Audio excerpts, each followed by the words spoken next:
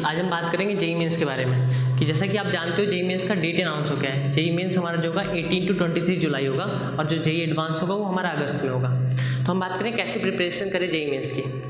तो एक क्या करना है आपको, जैसे इस टाइम 65 डेज़ बाकी हैं जेईई मेंस में। आप जब ये वीडियो देखोगे उस टाइम 50 डेज़ बाकी होंगे या 40 डेज़ बाकी होंगे। तो आपको करना क्या है, एक पीस ऑफ पेपर लेना है, उसको इक्वल पीसेस में, मतलब जितने दिन बाकी है उतने पीसेस में ब्रेक करना है और उसके बाद करना क्या है, उसमें उस पर लिखना है 1 2 3 4 जितने दिन बाकी है उतना लिख दो। ठीक है, फिर करना क्या है, उसको स्टेपल कर दो।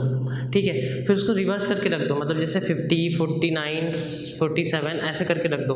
तो जितने दिन बीतते जा रहे हैं एक एक वहाँ से उस पेज को हटाते जाओ ताकि ये पता चले कि कितने दिन बाकी हैं। अगर ये नहीं कर सकते तो एक काम और कर सकते हो आप क्या कर सकते हो, जैसे एक सिंपल पेपर ले लो, उससे पेंसिल से जितने दिन बाकी है वो लिख दिया करो।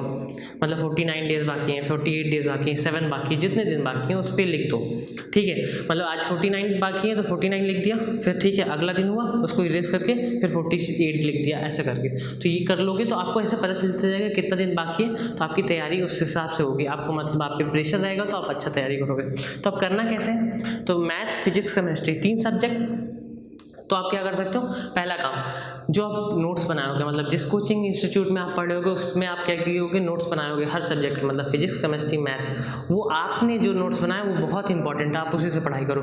नहीं तो बहुत सारे यूट्यूब चैनल हैं, अगर वहाँ से भी पढ़ सकते हो, लेकिन मैं प्रीफर करूँगा कि आप अपने नोट्स से पढ़ो। नोट्स बहुत इंपॉर्टेंट है जितना, और नोट्स में जो क्वेश्चन है वो लगाओ, मतलब पहले नोट्स पढ़ो उसमें जो क्वेश्चन है वो करो। ठीक है, उसके बाद बात करते हैं बुक या मॉड्यूल। तो बुक क्या है, मतलब आप जो साल भर अगर कोई बुक फॉलो की हो, जैसे मैथ में आर डी शर्मा की ऑब्जेक्टिव या सिंगेज, जो भी ऑब्जेक्टिव बुक फॉलो की हो साल भर, वही बुक फॉलो करो। मतलब दूसरा कुछ करने की ज़रूरत नहीं है, वही बुक फॉलो करो। या फिर कोई भी जो अगर कोचिंग इंस्टीट्यूट में पढ़ रहे हो तो वहाँ आपको मॉड्यूल मिला होगा या सीट रहे होंगे, जो भी रहे होंगे आप उनको, लेकिन सारे क्वेश्चन नहीं करने हैं। जितने चैप्टर कंप्लीट हो रहे हैं उसके आपको बस 40 से 50 क्वेश्चन, इससे ज़्यादा नहीं। और वो भी सारे मतलब एक तरह के क्वेश्चन नहीं करने हैं, मतलब अलग अलग तरह के। एक ही तरह के अगर 10 क्वेश्चन तो 10 नहीं करने हैं, उसमें से 2-3 क्वेश्चन ही करने हैं। ठीक है, ऐसे करना है। ठीक है, उसके बाद बात करते हैं प्रीवियस ईयर क्वेश्चन। ये बहुत ज़्यादा इंपॉर्टेंट है, ये करना ही करना है। मतलब जैसे ही आपके चैप्टर कंप्लीट हो जा रहे हैं यहाँ बुक से मॉड्यूल से, उसके बाद आप उस चैप्टर के प्रीवियस ईयर क्वेश्चन लगा लो। ये बहुत ज़्यादा इंपॉर्टेंट है, करना पड़ेगा। ठीक है, अब बात करते हैं फिर एनसीईआरटी की। एनसीईआरटी में 2 तरह के क्वेश्चन पूछे जाते हैं। तो एक होता है फैक्ट बेस्ड क्वेश्चन होता है, दूसरा होता है सॉल्व एग्जाम्पल जो रहता है एनसीईआरटी में। फैक्ट बेस्ड कैसे, जैसे आप लाइन बाय लाइन जब एनसीईआरटी पढ़ते हो ना, उसमें जो क्वेश्चन लाइन बाय लाइन से बनते हैं उसको फैक्ट बेस्ड कहते हैं। जैसे फिजिक्स में आप सेमीकंडक्टर से क्वेश्चन बनता है फैक्ट बेस्ड, या फिर इलेक्ट्रोमैग्नेटिक वेव से या कम्युनिकेशन से, वैसे ही। और वैसे केमिस्ट्री की भी बात करें तो केमिस्ट्री में आपका फैक्ट बेस्ड क्वेश्चन बनता है बहुत सारे चैप्टर से, जैसे कि इनऑर्गेनिक से मोस्टली बनता है फैक्ट बेस्ड क्वेश्चन। तो फैक्ट बेस्ड और सॉल्व एग्जाम्पल। सॉल्व एग्जाम्पल जैसे बुक, मतलब आप जब चैप्टर पढ़ते हो तो बीच में 1-2 क्वेश्चन सॉल्व एग्जाम्पल्स होते हैं, वो भी बहुत ज़्यादा इंपॉर्टेंट होते हैं। मतलब मैं कह रहा हूँ कि फैक्ट बेस्ड और ये मिला के लगभग 4 से 5 क्वेश्चन केमिस्ट्री में और 4 से 5 क्वेश्चन फिजिक्स में ये पूछता है, तो ये बहुत इंपॉर्टेंट पार्ट है।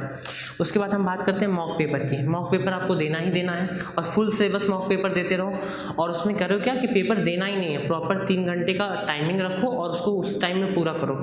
और फिर एनालिसिस करो कि गलती कहाँ हो रही है, वो गलती नहीं होनी चाहिए। मतलब नेक्स्ट पेपर में वो गलती कम करने की कोशिश करो, एक्यूरेसी सब चीज़ मेंटेन करो।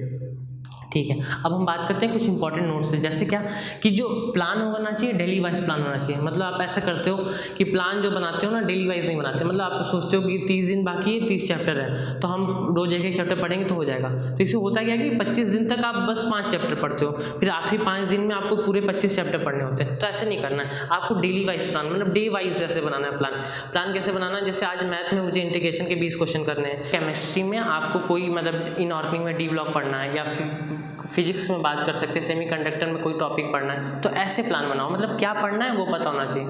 और दूसरा स्टडी इन स्लॉट में पढ़ाई करो, मतलब 2-2 घंटे के स्लॉट या 1 घंटे, जितना आपका मतलब सिटिंग आप कर सकते हो उतने, तो उस स्लॉट में पढ़ोगे, ये बहुत अच्छा होता है। तीसरा ट्राई टू, मतलब तीनों सब्जेक्ट डेली पढ़ना। मतलब ऐसे नहीं कि 2-3 दिन तक मैथ ही पढ़ते रह गए, 2-3 दिन तक केमिस्ट्री पढ़ते रह गए। तीनों सब्जेक्ट कोशिश करो कि तीनों टच करो एक ही दिन में, ऐसे करोगे तो ज़्यादा अच्छा रहेगा। उसके बाद टारगेट बेस्ड स्टडी, मतलब एक टारगेट बनाओ जितना नंबर लाना है, जितना परसेंटाइल लाना है, इसका एक टारगेट बनाओ और उसको पूरा करो। और उसके हिसाब से मतलब वो टारगेट लिख के कहीं टांग दो जहाँ आप डेस्क पे पढ़ते हो उसके सामने, और उतना ही मतलब उसके लिए उतना मेहनत करो, इससे हो जाएगा। तब तक के लिए ऑल द बेस्ट।